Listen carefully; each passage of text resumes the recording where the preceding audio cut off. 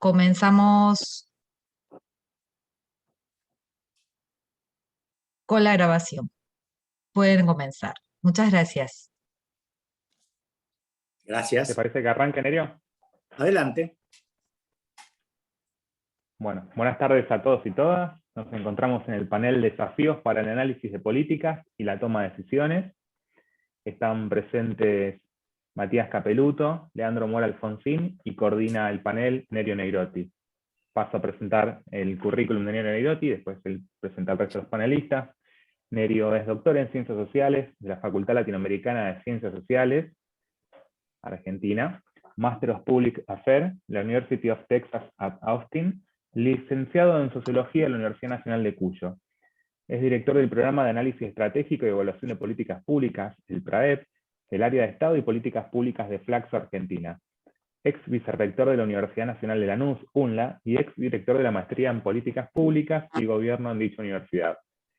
Es profesor en el campo de la evaluación y análisis de políticas públicas en diversas instituciones de educación superior. En relación con esta temática, publicó varios libros y artículos.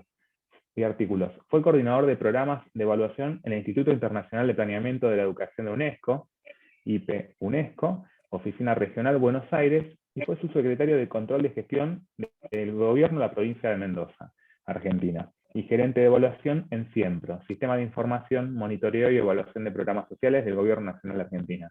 Bueno, gracias Nerio por coordinar este panel, y gracias al resto de los panelistas. Les pedimos por favor si pueden prender las cámaras, así los vemos y vemos qué es lo que están pensando y sintiendo a medida que se desarrolla este panel, así que gracias. Continúa, Nerio. Muchísimas gracias a todas y todos. Muchas gracias, Lucas. Muchas gracias a todas y todos quienes nos están acompañando en este panel. Nuestra inquietud fue precisamente organizar un panel que tenga que ver con el análisis de políticas públicas y la toma de decisiones. ¿Cuáles son los desafíos?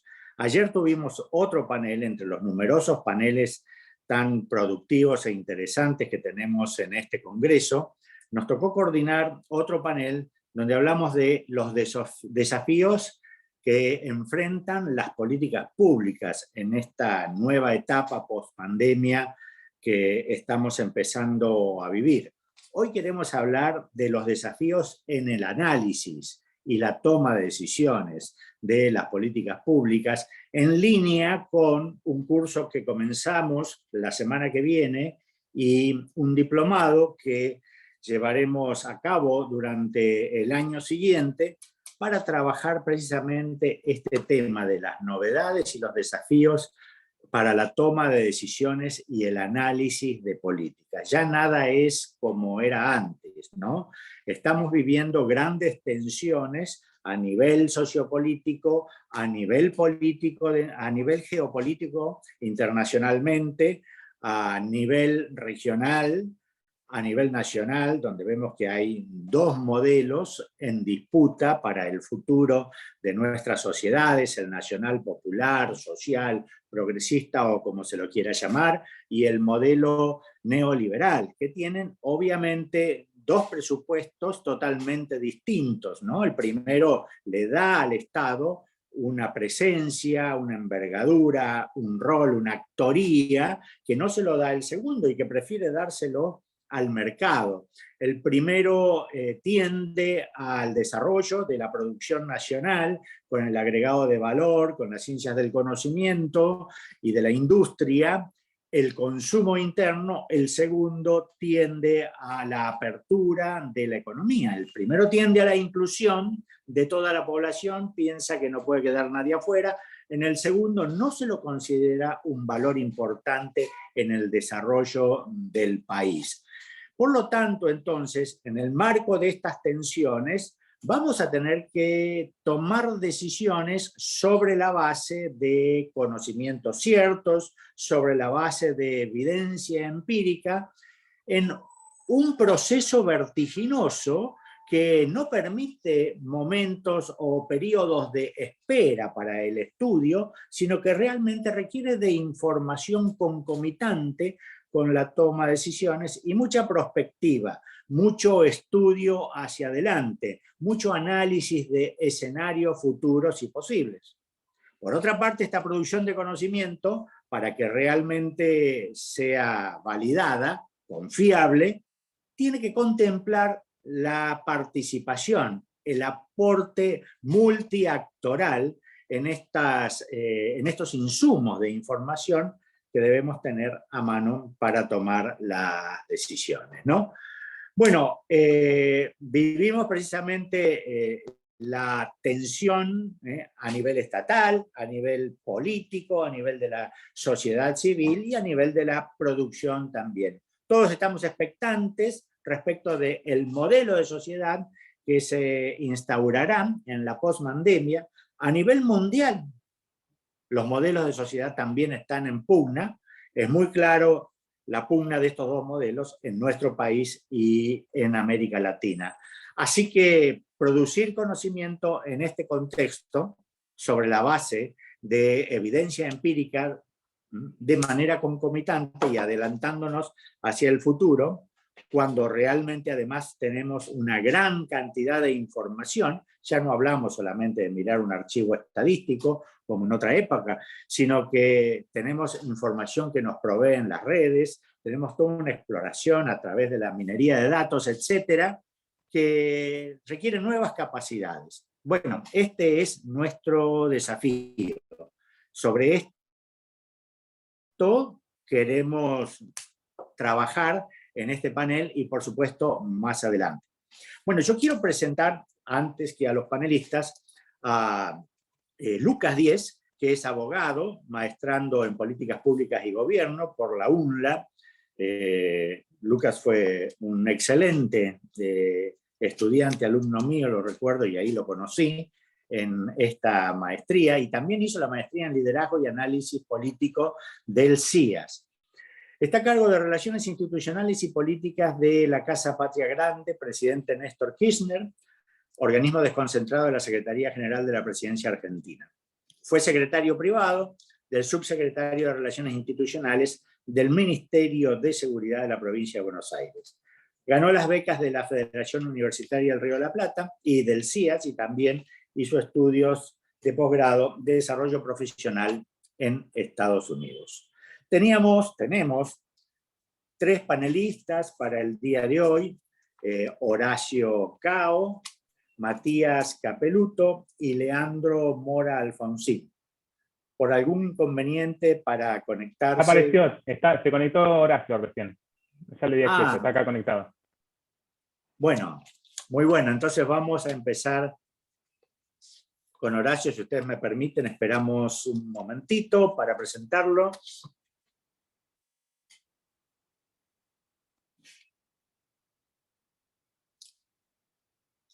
Hola Horacio, ¿estás por ahí? Sí, acá estoy. ¿Se me escucha? Sí, perfecto. Muy bienvenido, Horacio. Qué suerte. Bueno, muchas gracias. Salí más tarde del trabajo de lo que esperaba. Perdón por la demora. No te hagas problema. Mira, justamente empezábamos, así que te voy a presentar. Horacio es administrador gubernamental, licenciado en Ciencia Política, doctor y postdoctorando de la Facultad de Ciencias Económicas de la Universidad de Buenos Aires. Máster en Alta Dirección Pública del Instituto Universitario Ortega y Gasset de España. Como miembro del Cuerpo de Administradores Gubernamentales, ha sido director del Instituto Nacional de la Administración Pública y responsable de programas de modernización en estados provinciales. Docente de grado y posgrado, desde hace 30 años investiga y publica textos y libros sobre temas estatales y federales. Bienvenido, Horacio, y te damos la palabra. Muchas gracias, Nerio. ¿Cuánto tiempo tengo, Nerio? 20 minutos. Ah, bueno, tengo un rato como para poder charlar de algunos temas importantes. Bueno, lo primero que nos planteamos los que estudiamos administración pública en esta etapa es cuál va a ser el estado que nos queda después de la pandemia. veníamos recorriendo una senda muy particular. Ustedes saben, a nivel global, quienes nos dedicamos a estos temas, estábamos enfrascados en una discusión sobre si la crisis del 2008 había dado inicio a una nueva etapa en el capitalismo, similar a la que ocurrió a fines del siglo XIX con la Segunda Revolución Industrial, en 1930 con el crack de Wall Street y el surgimiento del Estado benefactor, o la crisis del petróleo de los 70, que había dado inicio con la Reaganomics a la revolución neoconservadora que se consolida con la caída del mundo soviético. Como decía, había una discusión acerca de si nos adentrábamos en una nueva etapa y que íbamos a ver en el Estado y en la administración pública cambios semejantes a los que ocurrieron en esos tres elementos, en esos tres momentos, o si lo que ocurrieron, uno de los temblores de la nueva era, si algo caracterizaba o diferenciaba el modelo que se había impuesto primero en Occidente y luego a nivel global a partir de los 70, era su inestabilidad con respecto a lo que fue la etapa del Estado benefactor. A partir de los 90 se habían sucedido 3 o 4 crisis en tándem, y se discutía si la de 2008 era una crisis más, que iba a generar, como decía, correcciones menores, o si verdaderamente estábamos ante una nueva etapa. En general, hacia mediados de la década siguiente, el grueso de la bibliografía, por lo menos de la que se discutía en América Latina, hablaba así de una nueva etapa, si bien esto era cuestión de discusión a nivel global, pero en verdad se hablaba, como digo, era mayoritaria la gente que se hablaba de una nueva etapa, más allá de que algunos actores muy potentes, sobre todo los organismos multilaterales de crédito, postulaban la necesidad de correcciones menores y no del inicio de una nueva lógica para el Estado y la administración pública, pero en el medio de eso ocurrió este hecho a nivel global. También se discute si puede parangonarse con alguno que ha ocurrido similar en los últimos 200 años, algunos lo asimilan a la Segunda Guerra Mundial como hecho global. En el caso de América Latina, inclusive diríamos que y en el caso de Argentina en particular, que se mantuvo neutral, si bien obviamente ese evento tuvo un enorme impacto y una enorme dimensión, no se puede hablar de un impacto similar al que ha tenido esta pandemia como hecho global. Con lo cual, si bien todavía es una discusión, vamos a partir del supuesto de que efectivamente se abre una nueva etapa con la crisis del 2008 y luego la pandemia. Segundo elemento que quiero marcar es sí, un modelo conceptual sobre el que venimos trabajando hace más de 10 años, que no solamente me pertenece, sino es producto de una serie de investigadores que están trabajando en el tema, en donde rompen con la idea de que hay un modelo óptimo de administración pública, sino que este es contingente y que tiene que ver con el proceso histórico y la situación global que se está viviendo. Esto vendría a decir, sobre todo para quienes nos dedicamos a este tema y que vemos pasar tantas recetas enlatadas y tantos descubrimientos, en donde no habría una receta que pueda establecerse como buena a priori, ninguna herramienta o instrumento de gestión que se pueda establecer como el mejor, sino que se tiene que ver en términos de cuál es este escenario global y cuáles son los objetivos que se postulan. Para decirlo en forma concreta, si centralizar o descentralizar, si normalizar el despliegue del trabajo en los puestos, el diseño de trabajo debe ser mayor o debe darse amplia libertad, si establecer estructuras, lo que en la jerga se llaman estructuras más tipo fideo, estructuras más amplias, más chatas, cualquiera de esos elementos que muchas veces se venden como recetas universales, en verdad, tienen que verse con respecto a otros elementos, y en particular con cuál es el momento en términos de esta situación más global y el modelo de configuración más global, el modelo de Estado y el modelo de administración pública. En particular, lo que yo vengo trabajando dentro de este marco general de una nueva etapa, un modelo contingente, tiene que ver con cuáles son las necesidades para un país como Argentina, que no se plantea una solución universal, sino el cierre de ciertas problemáticas que vienen aquejándola desde hace varias décadas, y en particular, y es el tema que yo trabajo, como dijo en la presentación Nerio Negrotti, el tema del federalismo. ¿Cuáles son las lógicas federales, o bajo qué lógica gestionar lo federal en esta nueva etapa? Al respecto, y para no extenderme demasiado en el tiempo, voy a tirar 2 o 3 líneas básicas de trabajo sobre las que se viene trabajando, también a nivel global, pero en particular en la Argentina, sobre cuáles serían los elementos centrales de la organización federal del país, cuáles son las tendencias y cuáles son los elementos centrales que tendríamos que tomar en cuenta en una organización federal deseable para la Argentina. El primer tema que hay que remarcar: estamos saliendo en la Argentina en particular hace menos años, pero a nivel mundial, de una lógica de división de tareas entre nación, provincias y municipios, bastante taxativa, en donde lo que se buscaba era que la exclusividad del desarrollo de ciertas funciones fuera la garantía de autonomía o la garantía de éxito en las funciones. Hacia eso, vuelvo a decir, esto es a nivel global, pero más reciente en Argentina. Argentina ocurre a partir de los 90.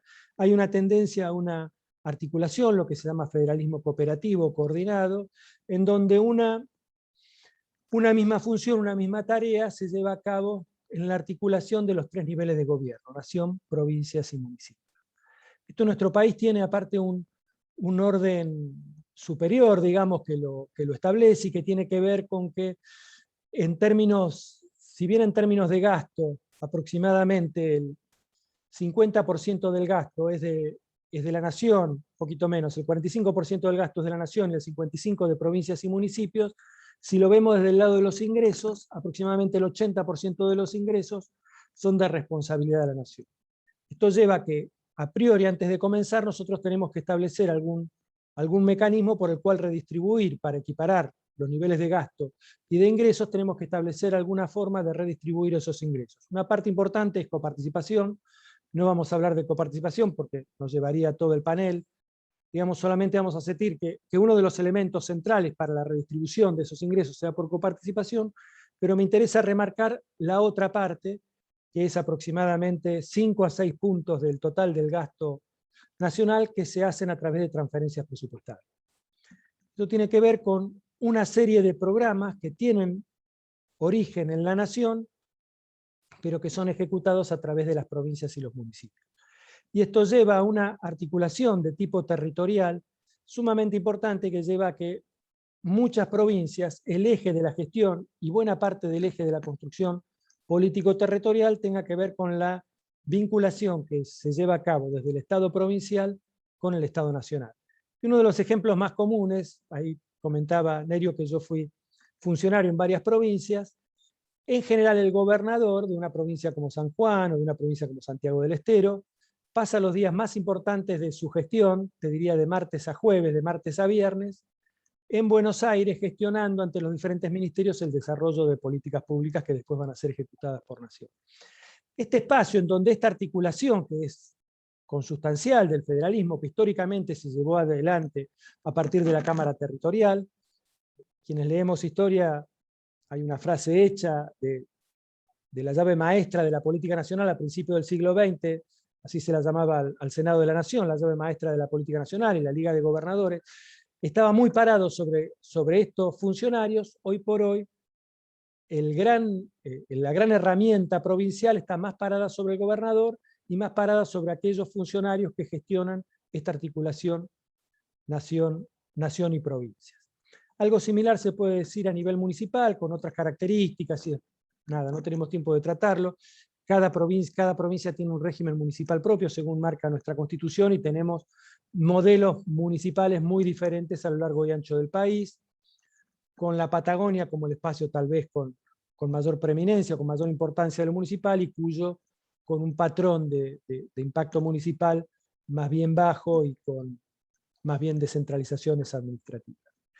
Bueno, decía que lo que está generando este patrón es un espacio de articulación en donde cada vez hay una vinculación funcional en el desarrollo de las tareas entre nación, provincias y municipios, y esto lleva a que al eje de la política provincial se desplace hacia este espacio de la articulación estatal, dejando de lado lo que históricamente fueron tanto las políticas de desarrollo regional y el espacio de las economías regionales, como la autonomía en términos de desarrollo de las propias tareas de los gobernadores. Y como decía, buena parte del impacto central de los gobernadores los lleva a que desarrollen su tarea en Buenos Aires en la gestión y en el avance en los programas que lleva la nación y que va a llevar a las provincias. Inclusive más, lleva a que haya una articulación en donde la mayoría de las provincias tienen tal dependencia nacional que terminan siempre generándose alianzas que, si bien tienen impacto en lo político, llevan a lo funcional. Por decirlo de una manera así directa, en general las provincias tienden a mitigar su oposición, sea del partido que sean, y tienden a alinearse con el espacio político nacional, lo cual en algún sentido, si bien tiene algún grado de desdoro para lo que es el escenario político, tiende a ser muy relevante en términos funcionales, por ejemplo, en el desarrollo de la pandemia. El federalismo argentino, en un escenario con una grieta, con la llamada grieta en el nivel político, una división de dos partidos, de dos grandes coaliciones que tienen un nivel de enfrentamiento muy alto, ha logrado desplegar una serie de políticas públicas de enfrentamiento a la pandemia que son verdaderamente muy positivas si lo comparamos con otros países federales, Estados Unidos, México, los otros países federales de América Latina, de América, Estados Unidos, México y Brasil. No lo he seguido el tema de Canadá, ha sido mucho más eficaz y eficiente, ha sido mucho menos tormentosa la gestión de la salud, y esto tiene que ver con esta idea de que el federalismo recubre buena parte de nuestras políticas públicas y permite seguir adelante y dar una respuesta racional y relativamente coordinada a los hechos que se llevan adelante. Bueno, ¿cómo se avanza? En verdad, ¿cómo se avanza? ¿Qué es lo que uno puede prever para el futuro? ¿Cuál es el escenario que uno puede dibujar en la pospandemia para esta lógica de desarrollo federal? En general hay dos bibliotecas, ¿no? En general hay bastante consenso en que el federalismo no tiene más que profundizarse, no tiene más que desarrollarse con mayor profundidad, pero vuelvo a decir, y hay que verlo cada caso puntual, y hay que ver la historia, y hay que hacer un montón de llamadas al pie con respecto a nuestro país y con respecto a nuestra simetría territorial. Por supuesto, no es lo mismo hablar de la ciudad autónoma de Buenos Aires que hablar de una provincia de la periferia, o hablar de la Patagonia, o hablar de la provincia de la Pampa Húmeda. Pero en términos generales, digo, este fenómeno que está ocurriendo y que es crecientemente importante de coordinación, de articulación intergubernamental, tiene dos cabezas o dos lógicas: la del pacto bilateral de forma radial o de los consejos federales. En general, una de las partes de la coalición tiende a pensarlo en términos de pactos bilaterales, y tiene que ver también con una concepción más general del federalismo como espacio en donde se pueden generar situaciones cuasi mercantiles de competición entre las diferentes instancias subnacionales, en donde, tanto en términos de votación como en términos de su relación con nación, aquellos lugares más eficientes van generando que sean premiados, o diseños institucionales que tienden a incentivar comportamientos más eficaces y eficientes. Entonces, en esa relación bilateral, la nación va premiando a aquellos que responden de manera más aceitada o más afiatada a los diseños virtuosos, y van desplegando cada una de las políticas públicas. Enfrente, la otra coalición tiene más unidad nacional, el espacio de la redistribución de funciones entre nación y provincias como parte de un pacto, en donde se reconocen las diferencias de cada una de las partes, se reconocen las asimetrías que se llevan a cabo, se reconocen inclusive que los diferentes estados subnacionales, en los diferentes casos, pueden tener mayores ventajas o desventajas relativas que les permiten ocupar en mayor o menor medida diferentes espacios en la gestión. pero que todo tiene que surgir de grandes acuerdos recubiertos en términos generales por la idea de un proyecto nacional que fija los grandes objetivos para el país. De alguna manera reconstituye desde el Poder Ejecutivo lo que es la lógica del pacto federal en el federalismo clásico. La idea que en el Parlamento hay una idea de nación que permite a las diferentes partes establecer algún norte hacia dónde ir. Entonces, reconstituiría, como digo, en esta idea de los consejos federales como gran elemento a construir, a fortalecer y llevar adelante, en términos de un proyecto en donde cada una de las partes, con sus características, con sus ideas y con los matices que da inclusive ser parte de diferentes coaliciones, pueden llevar a cabo de diferente manera los programas a llevar adelante. Esto es un tema que recién comienza. Si algo hemos aprendido en esta época de pandemia es que las herramientas virtuales permiten una situación de trabajo online, en esta posibilidad de trabajar todos en conjunto y a través en las diferentes políticas y en las diferentes funciones. Antes, pensar en reuniones de los consejos federales, más de 3 o 4 reuniones de los consejos federales por año era una locura, porque trámites, llevar, viajar y qué sé yo.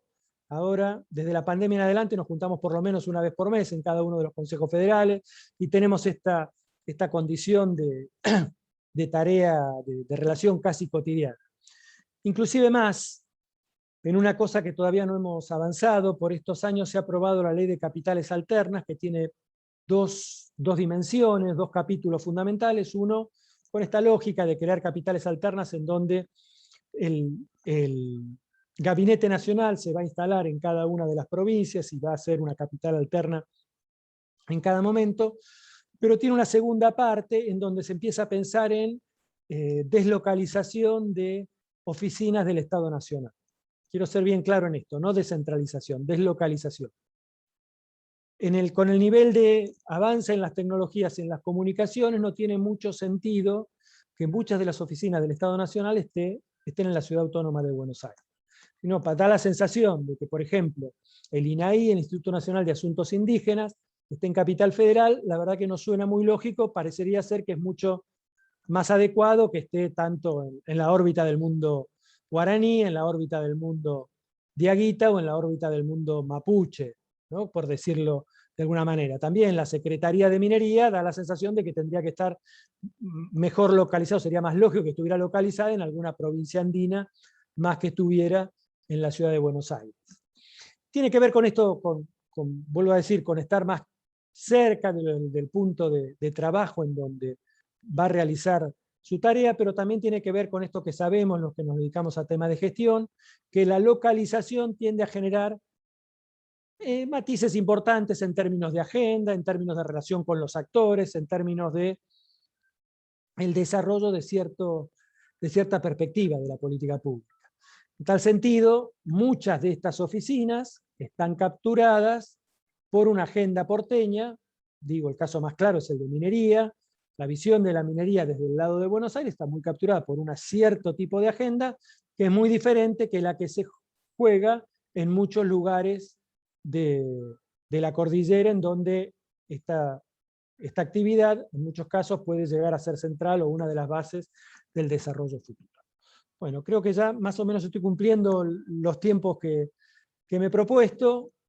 Para terminar, reafirmamos esto, es un tema todavía de discusión, si estamos abriendo una nueva era o no lo está haciendo. La mayoría de la bibliografía, a contrario sensu de lo que muchas veces uno lee en los diarios, o a contrario sensu del poder que tienen ciertos actores que tratan de marcar que no ha pasado nada y que seguimos como en unos 90 ampliados, la mayoría de los autores a nivel global están hablando de que se inicia una nueva etapa, y dentro de esa nueva etapa el federalismo argentino tiende a establecer nuevas pautas de trabajo que creo que se juega alrededor de estos 2 elementos, ¿no? O federalismo radial o federalismo de consenso o coordinado. Muchísimas gracias.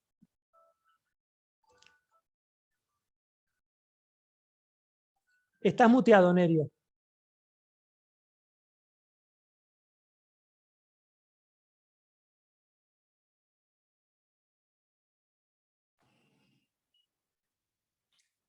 ¿Ahora sí? Sí, se escucha. Muchísimas gracias, Horacio. Quedan muchas inquietudes que seguramente las veremos al final.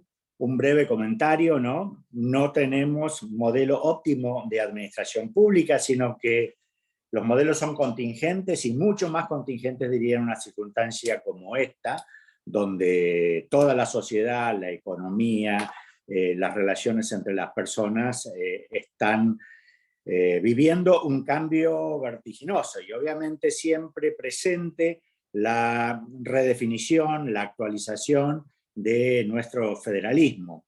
Una administración pública que entiendo que va a requerir, ¿no?, mayor flexibilidad, agilidad, dinámica, ser expeditiva y tener agentes gubernamentales con capacidad para la nueva era. Y un federalismo que, de ir afianzándose la idea de los consejos federales, el federalismo de acuerdo, de consenso, supone que también nos tendremos que plantear o recordar aquellas dos vías de toma de decisiones, o la incremental, que es la de ir agregando algunos elementos en los márgenes respecto de la forma en que se llevan a cabo las políticas públicas, o la racional, obviamente racional limitada, porque es imposible una racionalidad pura, o de la exploración para tomar decisiones que obviamente sí están necesitando información. Un poco la pregunta es, ¿qué sistemas de información deberíamos tener? ¿Qué capacidades son los agentes gubernamentales? ¿Qué diseño de las estructuras gubernamentales? ¿Qué estudios pueden aportar las universidades públicas? Algo de lo cual se está haciendo mucho, están muy involucradas en este tiempo, pero seguramente están presentes, ¿no? Nueva coyuntura política universal y nacional, nueva administración, nueva forma de federalismo, y la pregunta es entonces qué estructuras y qué conocimiento tenemos que tener a mano para tomar decisiones en este marco. Bueno, le damos la palabra ahora a Matías Capeluto, quien es licenciado en Ciencias Políticas, maestrando en Liderazgo y Análisis Político por el CIAS también, director ejecutivo de la Casa Patria Grande, presidente Néstor Kirchner, organismo desconcentrado de la Secretaría General de la Presidencia Argentina, como señalara antes, presidente del partido Red por Buenos Aires, fue asesor de la provincia Tierra del Fuego entre el 2015 y el 19 y del Senado de la Nación entre 2012 y 2015. Ganó la beca CIAS en 2018 y representó a la Argentina en la Escuela de Formación Intensiva, el modelo de desarrollo del buen vivir ecuatoriano y la revolución ciudadana del Ministerio de Relaciones Exteriores y Movilidad Humana de la República del Ecuador en el año 2014, ¿no? Adelante, Matías, te damos la palabra, bienvenido.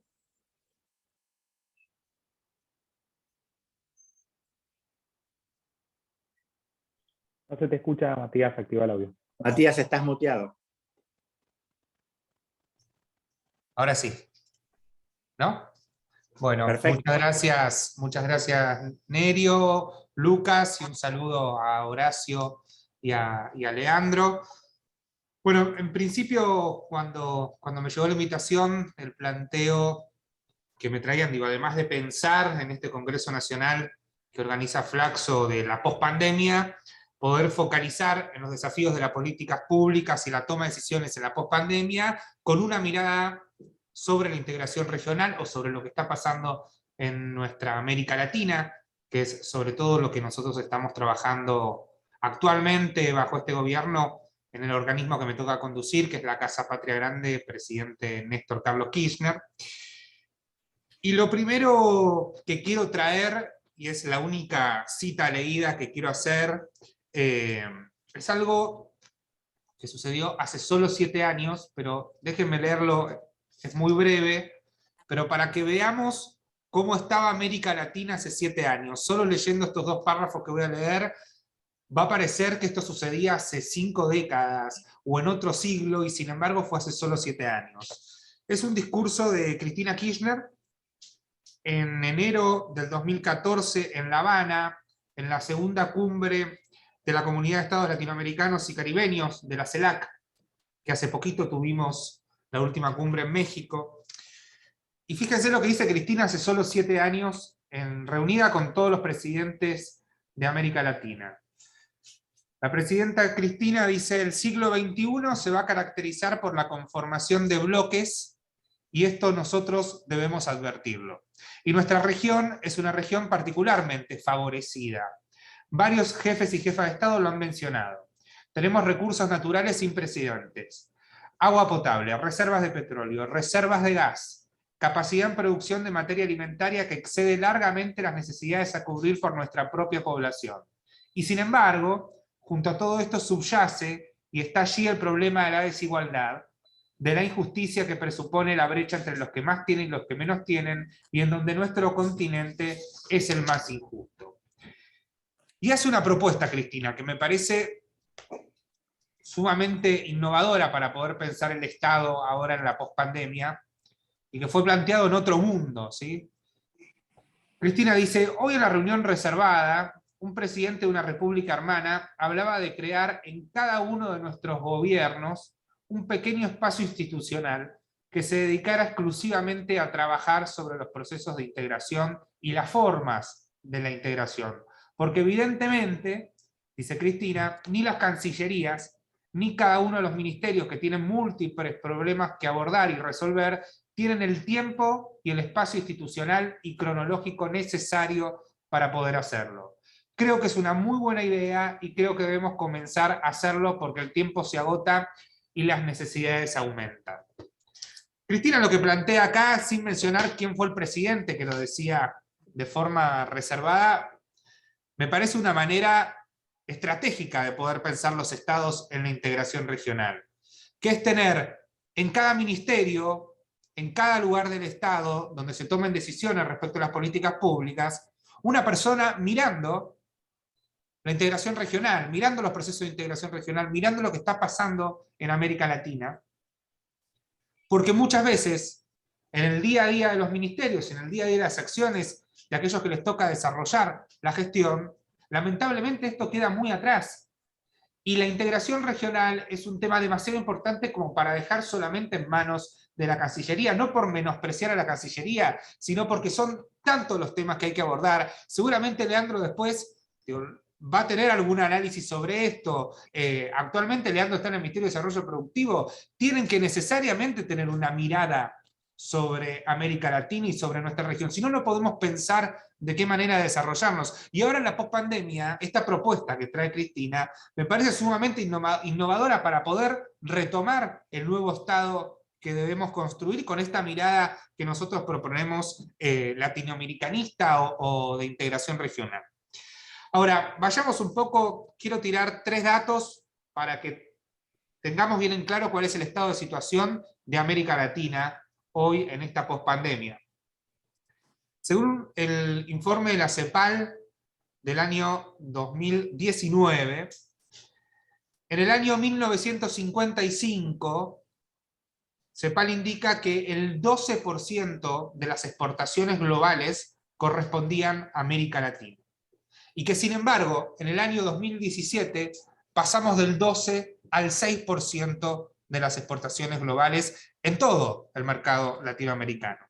Por el otro lado, y es algo que la pandemia lo puso sobre la mesa de una manera muy cruda, el 53% de los latinoamericanos y latinoamericanas no cuentan con protección laboral ni con un sistema de salud. Por otro lado, la inversión extranjera directa durante el año 2020 cayó un 50% en América Latina. Y fíjense este dato de la Organización Mundial de la Propiedad Intelectual, en cuanto a la solicitud de nuevas patentes tecnológicas. En el año 2006, América Latina, toda América Latina, representaba el 3% de nuevas solicitudes de patentes tecnológicas. En el año 2016 pasamos del 3 al 2%, y en el año 2018 representamos el 0,62% de solicitud de nuevas patentes tecnológicas. Entonces, estamos en un momento, como decía Nerio al principio, de muchas tensiones geopolíticas, donde América Latina está tendiendo hoy hacia una fragmentación y hacia una desintegración política. El proceso que vivimos, cuando les relataba al principio, este 2014, con Cristina hablando en la cumbre de la CELAC, es otro mundo. Hoy se agudizó la fragmentación política, y fíjense el problema que tenemos en cuanto a la integración. Nosotros hoy contamos con dos grandes bancos regionales, el Banco de Desarrollo de América Latina, la CAF, el Banco Interamericano de Desarrollo, el BID.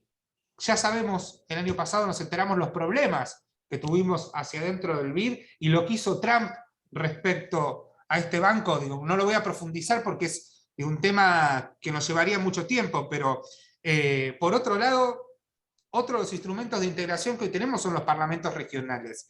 Fíjense, tenemos el Parlamento del Mercosur, el Parlamento Latinoamericano y Caribeño, el Parlamento Andino y el Parlamento Suramericano. Tenemos 4 parlamentos en América Latina que tienen funciones superpuestas y que no termina ninguno de ponerse por delante de estos organismos para empezar a ordenarlos. Y cada parlamento también lleva atrás su burocracia, su personal, sus discusiones, y muchas veces quienes participan de estos parlamentos participan en los distintos parlamentos, y termina lamentablemente siendo encuentros donde no se termina modificando la realidad de los latinoamericanos y latinoamericanas.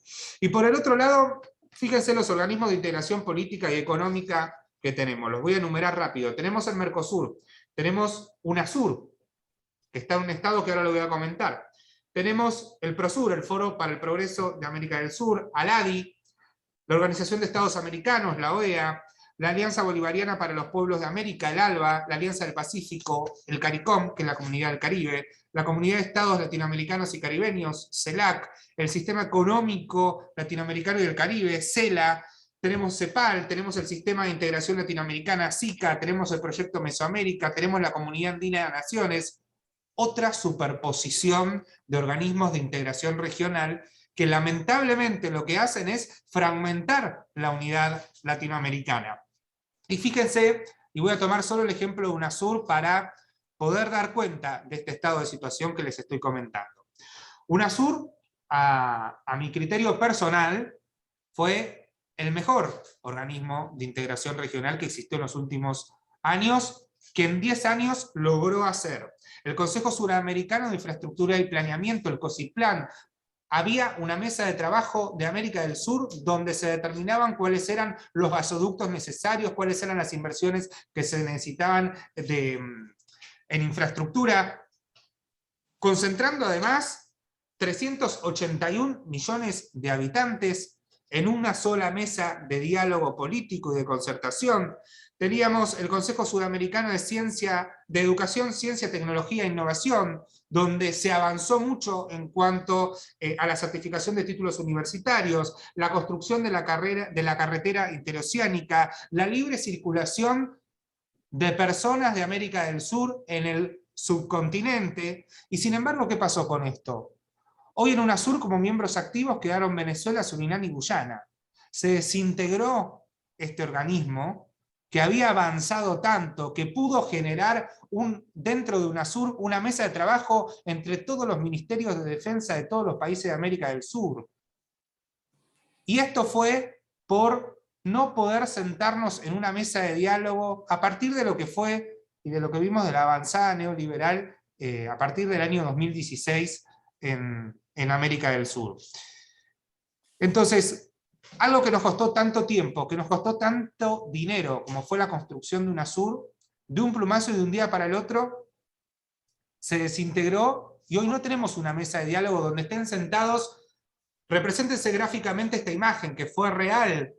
Las mesas de trabajo donde estaban Cristina Kirchner, donde estaba Dilma Rousseff, donde estaba Sebastián Piñera, donde estaba Juan Manuel Santos de Colombia, Evo Morales, Nicolás Maduro, todos sentados en una mesa pudiendo dialogar. Eso hoy no existe.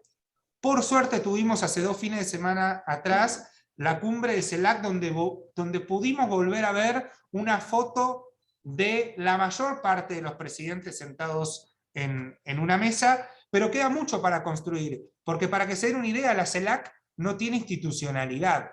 No hay una oficina de CELAC. No hay un lugar donde uno puede ir a construir con la CELAC. La CELAC es un instrumento de integración, pero no es una herramienta, no es un espacio donde hoy se esté construyendo la integración. Entonces, hoy estamos en, como decía, tomando la definición clásica de Portantiero, ¿no? América Latina hoy se encuentra en un empate hegemónico donde hay dos fuerzas en disputa que ninguna tiene la suficiente energía para poder imponerse sobre la otra. Entonces la parálisis sobre la integración es total. Nosotros, en nuestro gobierno en Argentina, que en pocos meses vamos a cumplir 2 años, nuestro presidente se encargó personalmente de ir a cada uno de los países latinoamericanos a tratar de llevar adelante la integración, y lamentablemente uno no se encuentra con lo que se encontraba, con lo que les decía ese discurso de Cristina esos años. Entonces, tenemos por delante muchos desafíos, y acá les quiero plantear cuáles son para ir cerrando, cuál es el análisis que tenemos sobre la agenda que tenemos que llevar por delante en esta pospandemia. Vamos a necesitar que haya una decisión política y decisiones políticas que fortalezcan determinados instrumentos de integración regional. Hay una decisión, y esperamos que se profundice, de que CELAC empiece a ser el instrumento y el espacio donde nos encontremos a discutir en una mesa todos los latinoamericanos y latinoamericanas. Hay que ver qué va a pasar si UNASUR vuelve o no. Para eso va a ser necesario esperar la elección en Brasil, las elecciones en Chile, a ver si es posible volver a sentarnos en una mesa de diálogo, para poder generar algunos pasos sólidos, concretos, a corto plazo, pero es necesario avanzar. Hoy Mercosur es público lo que está pasando, hay una situación también de empate hegemónico en el Mercosur, donde no podemos terminar de ver los avances que uno quisiera ver respecto al Mercosur.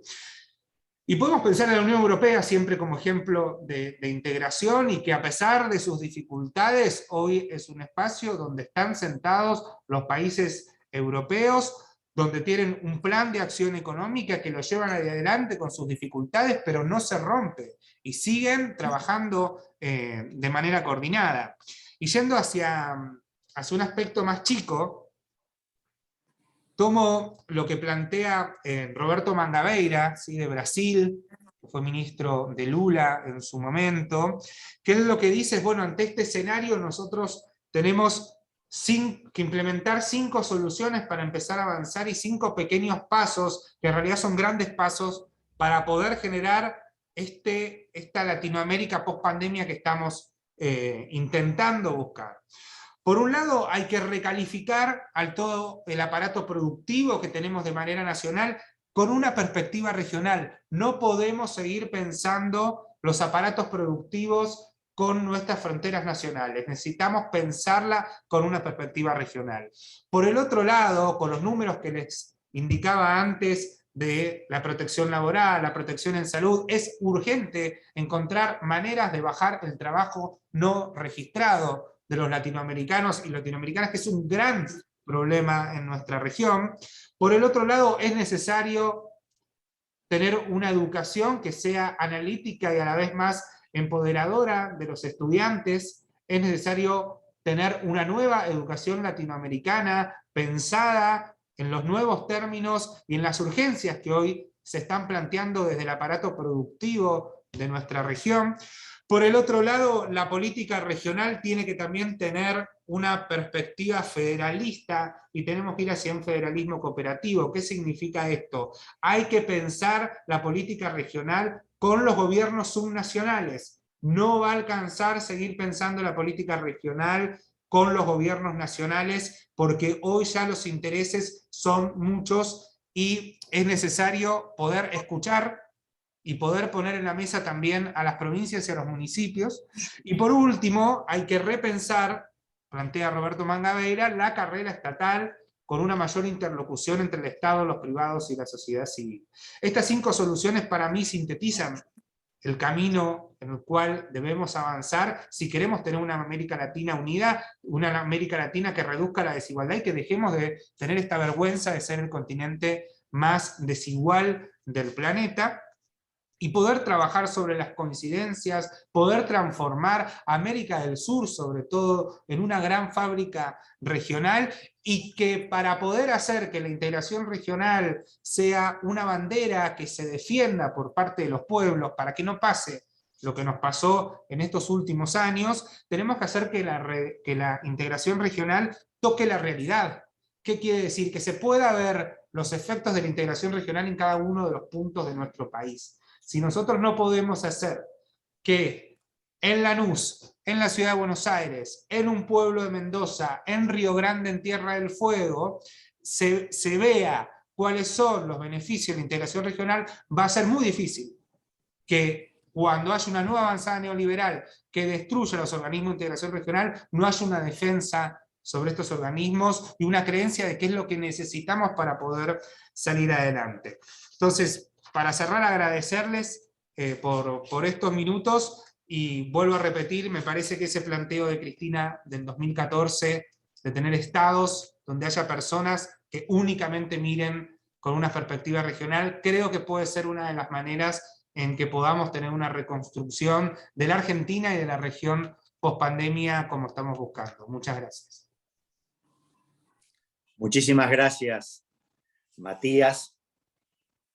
Una cruda descripción de los problemas de desintegración que estamos viviendo en la región, después de haber creído alcanzar el sueño en la primera parte de nuestro siglo, de nuestros héroes fundadores de la integración latinoamericana.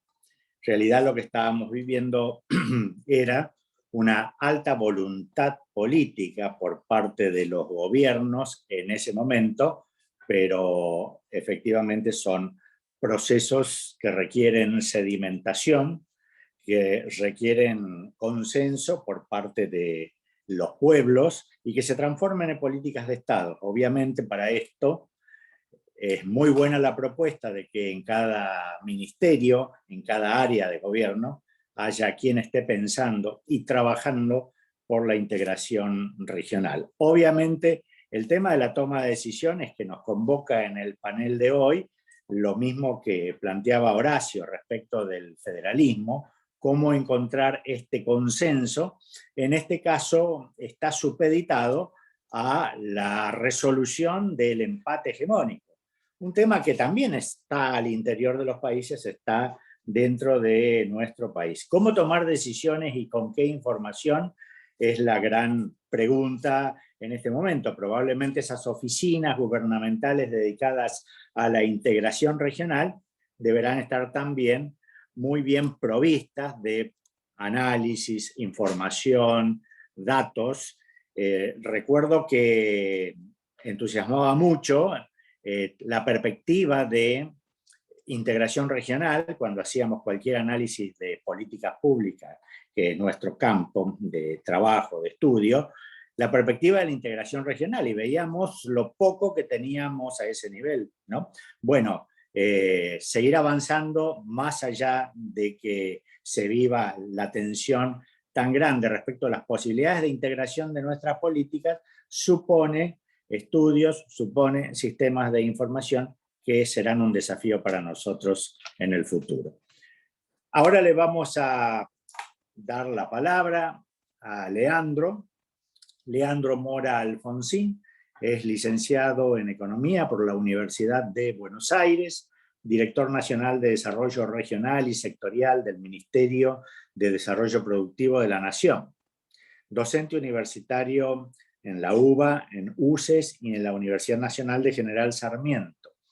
Fue director ejecutivo en la Federación Argentina de la Industria de la Madera y Afines, 4 años de experiencia en análisis macroeconómico, de política industrial y sectorial en el Centro de Estudios de la Unión Industrial Argentina, desde el año 2012 hasta el año 2015. 8 años de experiencia en consultoría en Ernst & Young Argentina, de 2004 a 2012, y ganador de la beca de la Fundación Universitaria del Río de la Plata del año 2016.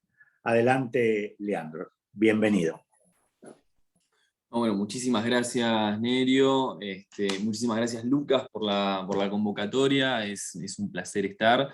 Y el saludo tanto para Matías como para Horacio. Me hubiese levantado para aplaudir a Matías en el final de su alocución, pero en el Zoom no tiene sentido, porque se me vería la panza, no sería lo más cómodo ni lo más grato para ninguno de los que están mirando, pero bien, hay que estar a la altura después de estos dos expositores y es lo que vamos a intentar. A ver, la perspectiva que plantea Matías sobre lo regional me parece fundamental y me voy a guardar el concepto para usar en algún momento de pensar lo productivo desde la región, en algún momento de lo que tengo pensado compartir con ustedes en esta tarde. El centro de las preguntas está en cómo va a ser la toma de decisiones post-pandemia, cómo va a desarrollarse los acuerdos y la participación con los actores. Y cuando yo veía las consignas de esta invitación que nos han hecho en este panel, planeaba y creía conveniente comenzar un poco por la experiencia que hemos transitado en el último año, compartirles un poco cómo ha sido la toma de decisiones y el trabajo en la pandemia, y en estos meses que de a poco y con cierto contexto podemos ir dejando atrás algunos elementos de lo que ha sido el shock del entorno pandémico, para así, a la luz de esa experiencia, poder bajar algunos conceptos. En primer lugar, un poco desde dónde estoy hablando. Mi dirección nacional está dentro de la Subsecretaría de Industria de la Nación, que lidera la subsecretaria Julieta Lustó, y el secretario de Industria, Ariel Yale. Y cuando nosotros llegamos a despacho, en términos de lo que fue empezar a pensar y tomar decisiones, nosotros ya teníamos una crisis gravísima en lo que nos tocaba gobernar, que era la crisis que venía afectando a la industria nacional. Cuando nosotros llegamos a despacho en diciembre de 2019, la industria argentina venía de 24 meses consecutivos de caída.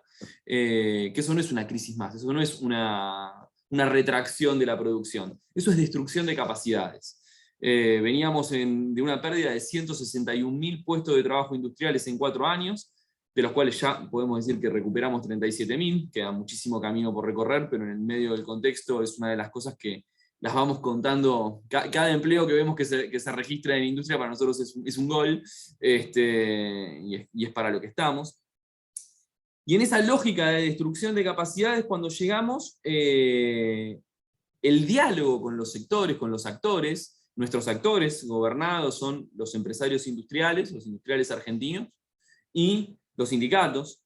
El diálogo con esos actores era un diálogo que buscaba romper el por qué estábamos en ese pozo.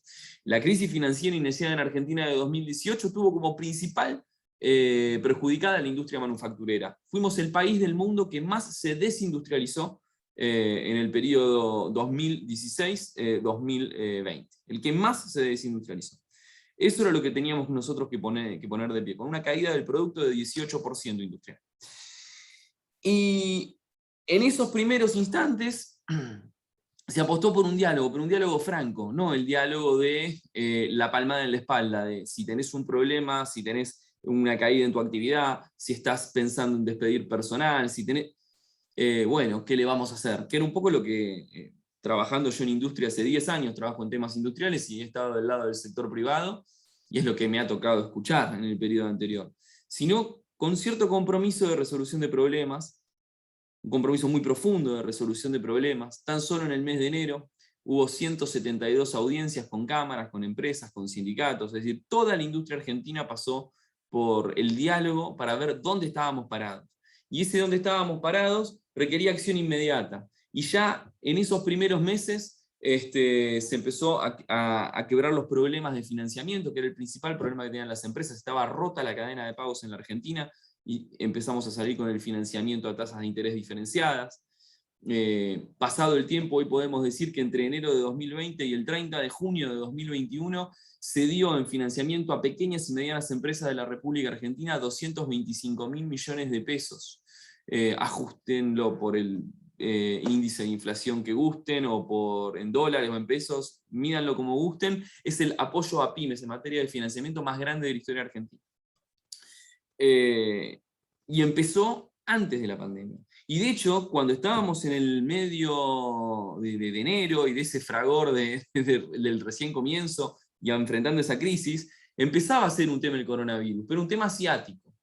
Y lo que nosotros empezamos a ver era cómo ese tema, cómo ese problema, ese shock internacional, ese cisne negro que asomaba, podía afectarnos en nuestra estructura productiva.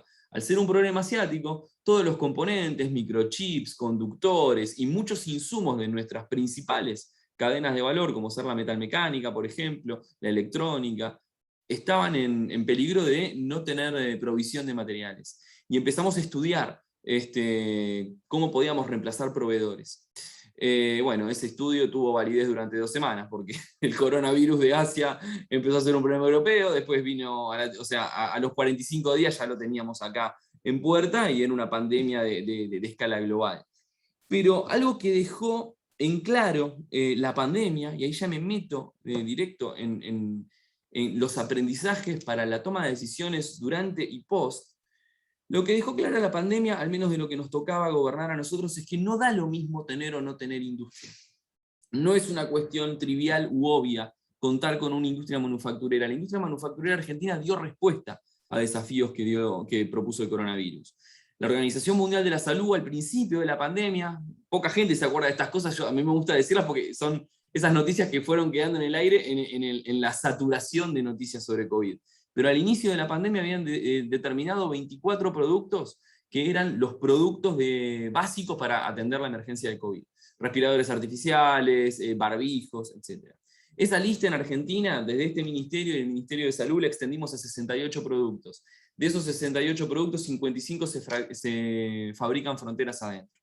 De esos 55 productos identificamos 529 proveedores a los que llamábamos todos los días para ver qué necesitaban para atender un aumento de la demanda. Si era una cuestión de crédito, si necesitaban soluciones con respecto a materias de insumos, atenderlos cuerpo a cuerpo.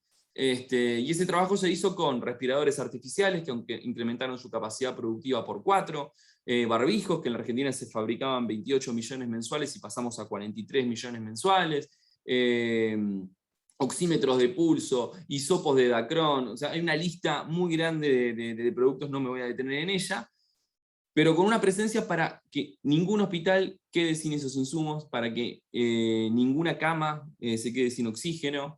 Ese era el foco. Y esa toma de decisiones era una toma de decisiones a velocidad, era una toma de decisiones en un minuto a minuto muy áspero, que era el que nos presentaba ese momento pandémico, donde íbamos conociendo en la medida que íbamos trabajando y que íbamos dando capacidad de respuesta a ciertas cuestiones. Cuestiones críticas, y cuestiones que tenían que ver no solamente con la operatividad, sino también con el diálogo y el consenso con actores que no todos ni en todo momento actuaron de la manera correcta.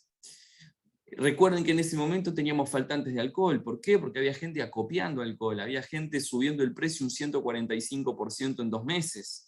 Hubo que intervenir sobre eso, hubo que hablar con esos sectores. Y esa toma de decisiones, que nosotros siempre buscamos que sea, en principio, desde el consenso, desde la solución de problemas, también hubo que actuar para que no haya problemas en la provisión, no solo del alcohol en gel, sino del alcohol simple que se necesita en los hospitales. Eso en un inicio de la pandemia era un tema. Lo mismo con la provisión de oxígeno, organizar y garantizar la provisión de oxígeno, siendo que había un shock de demanda muy importante. Pero un poco lo que nos da la pauta de lo que nos fue dejando la pandemia es que a lo sanitario se le sumaba lo económico. Hubo que frenar la economía en el mes de abril, hubo que bajar la palanca, utilizando una metáfora común. Fue histórico, no se produjo un auto. O sea, Argentina es uno de los 32 países del mundo que fabrica automóviles. Y hubo que frenar esa producción, una producción que tiene destino de exportación en 28 países. Es decir, Y veníamos de la situación en la que veníamos, con lo cual, ante una crisis nos llegó la pandemia. Y la toma de decisiones y la manera de enfrentar ese tipo de situación es abroquelada con sus actores. Es abroquelada con los protagonistas, que son los empresarios industriales y los trabajadores. Y las herramientas que desplegamos se configuraban o quedaban amparadas en dos dimensiones de trabajo. Una dimensión de lo urgente y una dimensión de lo estructural. Porque Argentina tiene una fortaleza en ser un país industrial, y porque no da lo mismo tener o no tener industria, nosotros tenemos que fortalecer a la industria. Y fortalecer a la industria en un contexto de urgencias como el que nos podía dar la crisis más el entorno pandémico, hacía que nosotros tengamos que atender sí o sí lo urgente, y no solo por una cuestión de inteligencia de resolución de problemas, sino por una cuestión que los consensos se rubrican con el trabajo de corto plazo. Para nosotros conquistar objetivos de mediano y largo plazo, tenemos que resolver lo urgente, porque si no los actores pierden confianza. Si el sector metalmecánico, si el sector de equipamiento médico, si el sector foresto industrial, automotriz, cualquier sector no puede resolver muchos de los problemas que impiden su competitividad de cortísimo plazo o su accionar de corto plazo, no te van a llevar el apunte en las cuestiones estratégicas de mediano y de largo. Y ahí es donde se estuvo en lo productivo. Ahí es donde se estuvo con un apoyo inédito en el ATP, para cubrir el sueldo de la mitad de los trabajadores en blanco de la Argentina durante 7 meses. Ahí es donde se estuvo con el IFE, con una capacidad de reacción muy pronta. El 19 de marzo fue el primer ASPO, el 24 de marzo estábamos sacando el ATP. O sea, con esa velocidad había que trabajar en ese momento. Y esto se hace no solamente escuchando los problemas de los actores, sino actuando por consenso de la manera que sea más efectiva la llegada de esas soluciones. Lo que nosotros pusimos en marcha fue el esquema de las mesas sectoriales del Acuerdo Económico y Social, con cada uno de los sectores industriales. Hoy nosotros tenemos ya pasados las urgencias que teníamos en ese momento, que era la fábrica tiene que estar cerrada, tenemos que construir el protocolo, sacado ese estrés, que no me voy a detener en ese estrés porque ya hay mucho dicho sobre eso, sino que me gusta, ahora me quiero centrar pura y exclusivamente en la propuesta de este panel, que son la toma de decisiones de lo que nos queda hacia adelante y la pospandemia. Ese consenso y ese arbitraje de medidas con los sectores se pudo dar en esas mesas sectoriales, en esas mesas de acuerdo económico y social, con los trabajadores, con los empresarios y con el Estado, pensando en las soluciones, primero de lo urgente y luego de lo estratégico. Y lo que logramos hacer en el año 2020 fue 16 cadenas de valor, poder tener la dirección estratégica de cada una de ellas y la hoja de ruta de todo lo que tenemos que hacer para los próximos 2 años.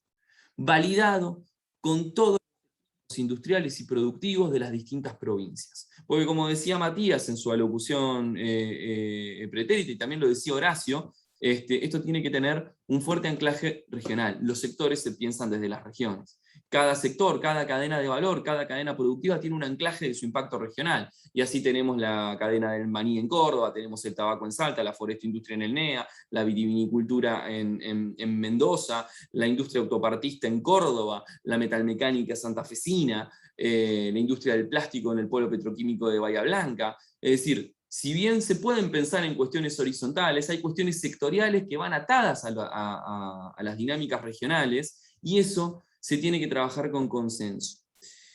Y esos consensos, escuchando y trabajando, lo que requieren es una conducción. Y yo creo que acá es uno de los puntos centrales de lo que tal vez es uno de los principales problemas de las últimas décadas en Argentina en materia de qué modelo de desarrollo productivo queremos.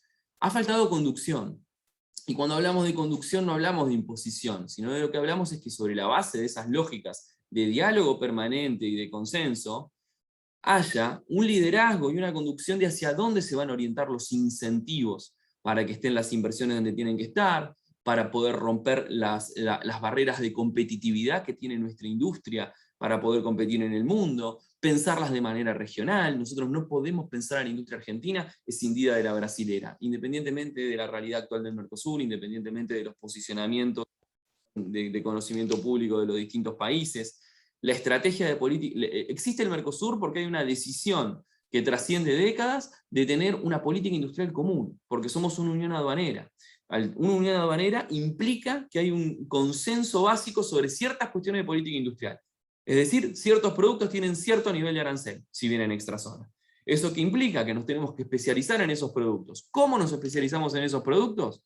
Complementándonos. Es decir, entre Brasil y Argentina juntos tienen la capacidad como cuarto productor mundial de proteína animal, tienen el mineral de hierro y la fabricación de acero, tienen la fabricación de autos y de autopartes, tienen la fabricación de textiles y de indumentaria, tienen el potencial, si se complementan, para poder superar muchos de los desafíos que la globalización implica en materia de desarrollo.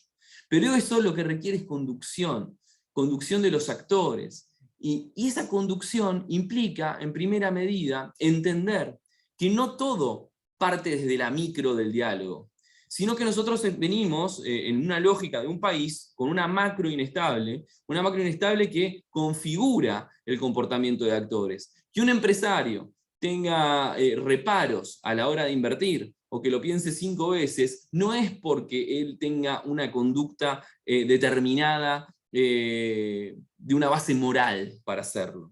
No, sino que se ha enfrentado a tantas crisis que, como los boxeadores que pelean en un peso, que tienen que bajar de peso para pelear con su oponente, tienen que estar con las manos así todo el tiempo, defendiéndose, porque los ciclos económicos en la Argentina sí se lo han impuesto. Entonces, en el objetivo primero de tranquilizar la economía, es lo que a nosotros nos permite poder vender una certeza. Y digo la palabra vender porque eso es lo que uno tiene que hacer a la hora de persuadir y liderar consensos. Uno tiene que vender una certeza de que el trabajo que se haga micro en cada cadena de valor va a estar amparado en un norte donde el tipo de país que queremos sea menos permeable a los shocks exógenos. Y esa menos permeabilidad a los shocks exógenos es con el trabajo, con la producción nacional y con el trabajo nacional en el centro. Producción nacional y trabajo argentino que impongan qué tipo de modelo de desarrollo productivo queremos. Desterrando dicotomías, no es solo la industria, no es solo el campo y no son los servicios. Es campo más industria más servicios. Hoy el campo argentino tiene conocimiento, tiene tecnología y tiene una base industrial enorme. Hoy la industria argentina se para sobre una base de recursos naturales muy rica, y al mismo tiempo necesita de la programación, el software y los servicios basados en conocimiento para poder romper barreras de competitividad. Es todo eso al mismo tiempo, no es una cosa o la otra. Quienes plantean que es una cosa o la otra son los que plantean discursos dicotómicos de la competitividad, del esto no sirve, esto mejor importarlo, porque los negocios los ven en otro lado. Los negocios los ven en la especulación financiera que en Argentina implicó que en tan solo 22 meses, entre 2016 y 2018, nos hayamos endeudado en 188.000 millones de dólares. Es el proceso de endeudamiento más grande de la historia del capitalismo, exceptuando Arabia Saudita, fue después de la crisis del petróleo a fines de los 70.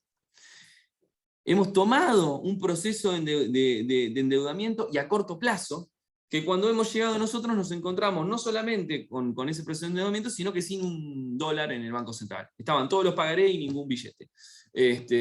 Un proceso que en el marco del mismo uno tiene que pensar y decir, bueno, ¿qué tipo de modelo de desarrollo quiero y con qué protagonistas? Y para eso es que se estructuran esos consensos, o que se tiene que pensar esos consensos. Y ese liderazgo que nosotros decíamos, que recién mencionaba, que es necesario y que capaz que ha sido lo que puede haberse notado en falta en las últimas décadas para poder trascender y salir del péndulo, pensándolo a la Diaman, no tiene que ser desde un punto de vista de el que dirige esa política industrial, o el que piensa esa política industrial, o el que convoca esa política industrial se la sabe todas. Todo lo contrario. Tiene que ser desde la humildad. Los que mejores saben son los que producen, los que mejores saben son los protagonistas, los trabajadores, los empresarios y los líderes regionales. Las provincias son las que mejor saben qué modelo de desarrollo productivo necesitan puertas adentro. Cuando hablamos de minería, veamos la experiencia de los sanjuaninos decidiendo sobre qué querían a ese respecto y los resultados económicos que han tenido con los controles que han desarrollado. Cuando hablamos del desarrollo de la metalmecánica cordobesa, estamos hablando de cómo los cordobeses han protagonizado ese desarrollo histórico desde la década del 60 de su base metalmecánica. la planificación o la orientación de incentivos central debe estar, pero tiene que ser humilde y acompañando esos consensos. Y eso es una construcción que se teje. Y para tejer esa construcción, tenemos que tener en cuenta también que no nos podemos enamorar de una foto. Los protagonistas cambian. El empresario industrial o el empresario en general, que en el año 2003, post-crisis del 2001, tenía 40 años y 3.000 pesos en el banco, tenía un hambre que hoy no tiene. Tenía una voracidad por invertir y ocupar nicho de rentabilidad que hoy no tiene. Entonces lo que nos tenemos que pensar es cuáles son los protagonistas que pueden liderar un crecimiento hoy. ¿Cuáles son los protagonistas que pueden buscar esos nichos de rentabilidad, arriesgar su capital y contratar gente? Porque lo que nosotros necesitamos es gente que abrace cuiles. Yo necesito cuiles abajo de un proyecto que tengan trabajo estable. Y en esa dinámica de cómo cambia la sociedad, yo creo que tenemos que tener en cuenta 3 cuestiones básicas. Que tienen... Leandro, Sí. disculpame, me Me estoy yendo de tiempo, ¿no? Sí, porque nos van a cortar. ¿Me regalás 2 minutos? Adelante. ¿Me regalás 2 minutos? Para que nos queden un tiempito para las preguntas. 3 cuestiones básicas que tienen que ver con esa película, ese salir de la foto sobre cómo son los actores.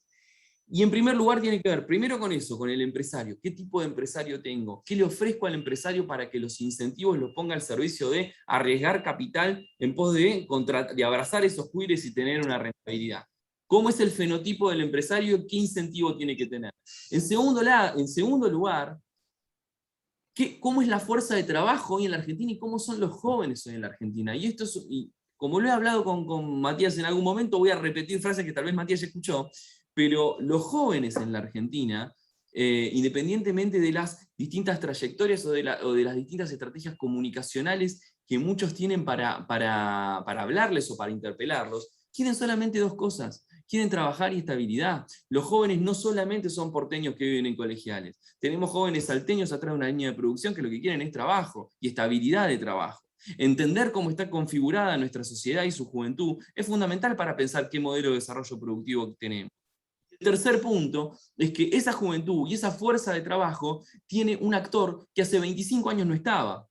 Porque una cosa muy importante, los sedimentos de las crisis crónicas de la Argentina nos han dejado bases de pobreza cualitativamente diferentes. La crisis de la dictadura, la hiperinflación, el 2001, cada crisis ha dejado un sedimento distinto. Y hoy lo que tenemos es una fuerza de trabajo que Martín Rodríguez le explica muy bien, el otro día Juan Carlos Torres le explicaba muy bien, que es la de la economía popular. La economía que está anclada en planes de subsistencia en un país de 40% de pobres, como hemos confirmado el dato hoy. Y el plan fundamental que tiene que haber atrás de eso es cómo hacemos la transición de esa economía popular a que sean cuiles abrazables, formales, en un trabajo estable, progresivo y que genere capacidades y capacidades en esa gente. Esos son los 3 elementos que tenemos que tener en cuenta para sentarnos a hablar de consenso. Con esos 3 elementos en agenda y arriba de la mesa, nos sentamos a hablar de qué consensos y qué negociaciones tenemos que llevar hacia adelante para discutir el modelo de desarrollo productivo. Y las decisiones de la pospandemia tienen que estar atravesadas con esa mirada de los actores y con ese diálogo humilde que tienen que tener las distintas fuerzas políticas y a los que les toquen liderar para tomar decisiones. Me quedan algunas cosas más por decir, pero voy a respetar el tiempo y pido perdón por haberme excedido de los 20 minutos. No, pedimos disculpas nosotros, porque en realidad la verdad que es muy interesante y sería muy bueno tener más tiempo, pero ya los vamos a invitar más adelante en el marco del programa de análisis estratégico y evaluación de políticas públicas. Me quedo con 3 cosas, precisamente las últimas, ¿no? El fenotipo del empresariado, quiénes, cuántos, cómo son los jóvenes hoy en día y los sujetos de la economía popular. 3 fuentes de demanda, de conocimiento, sobre el cual tenemos que trabajar intensamente para precisamente pensar en el modelo de desarrollo que tenemos que impulsar hacia adelante. Bueno, le pido a Lucas, por favor, le había pedido antes, porque sabía que el tiempo era poco, una síntesis, ¿no?, de las preguntas para los panelistas, y luego vamos a tener casi 1 minuto nada más para cada uno. Perfecto. Bueno, gracias, Nerio. Bueno, gracias a todos. Bastante corto, pero se presentan en las preguntas una cuestión fundamental que es respecto al tipo de conocimiento, la información, los datos que se cuentan para tomar decisiones, y además suma acá Camila pregunta sobre la interculturalidad, cómo juega este componente, ¿no? Tanto que hablamos de federalismo, cuando hablamos de integración, como hablamos de la situación particular en el Ministerio de Desarrollo Productivo con estos cambios que trajo la pandemia. ¿Qué sucede en la cabeza del tomador de decisiones? ¿Cómo lo ven? Bien cortito la respuesta, pero sobre todo en este sentido. ¿Qué tipo de conocimiento, información y datos resultan necesarios? ¿Y cómo se dan estas particularidades de la interculturalidad? No sé si quiere arrancar Horacio, después Matías y después Leandro. Algo cortito para cerrar. Nada, muy cortito para no sacarle tiempo. Es un tema la interculturalidad, pero imagínate el federalismo de la República de la India. Hay 3.000 lenguas, unas 100 religiones diferentes que se vienen agarrando a tiros hace 700 años. O sea, nuestros problemas de interculturalidad es diferente a un sanjuanino, a un santiagueño, a un patagónico, pero digamos, si la República de la India lo ha soportado, para nosotros ese no tendría que ser nuestro peor desafío. Me da la sensación.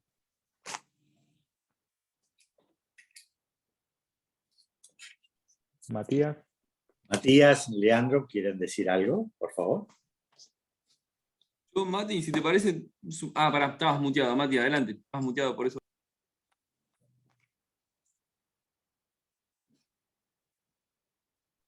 No le está funcionando el micrófono, me parece. Si querés contestar vos, Lea, y veo si le funciona. Ahora sí, ahí sí. No, es que no me dejaba, perdón. No, comparto lo que dice Horacio. Digo, me parece que ahí también está en la interculturalidad la riqueza, sobre todo teniendo en cuenta que América del Sur es un subcontinente donde, salvo determinados conflictos, es un continente de paz. Entonces, y hay que profundizar también el proceso de paz, digo, pero se puede. O sea, se puede trabajar con la interculturalidad. Y después, respecto a los datos para la toma de decisiones, a veces sobreabundan los datos y es muy difícil para los que toman decisiones poder incorporar o tener una guía que sea válida para eso. Hay a nivel regional ejemplos para mí como la CEPAL, que es de los mejores organismos que reúnen información y que tienen informes de tantas décadas que vienen siguiendo los temas, que me parece de lo mejor, pero falta mucho más, hay que unificar también mucho más los datos a nivel regional.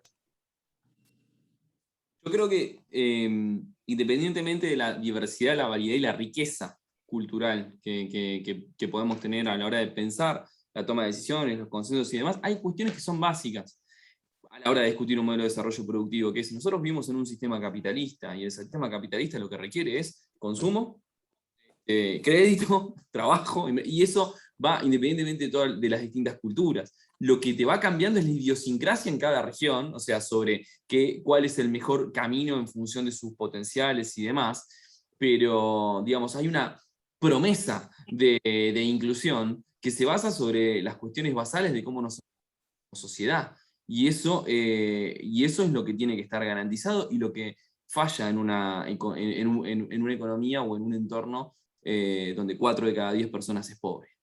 Ahí se rompen los contratos independientemente de lo intercultural.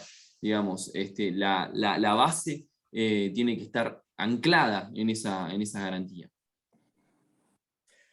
Bueno, muchísimas gracias Horacio, Matías, Leandro, muchas gracias Lucas, muchas gracias Giselle, muchísimas gracias a las autoridades del Congreso, especialmente al área de Estado y Políticas Públicas de Flaxo, y a todos quienes nos han acompañado y todas, la concurrencia que está en este panel.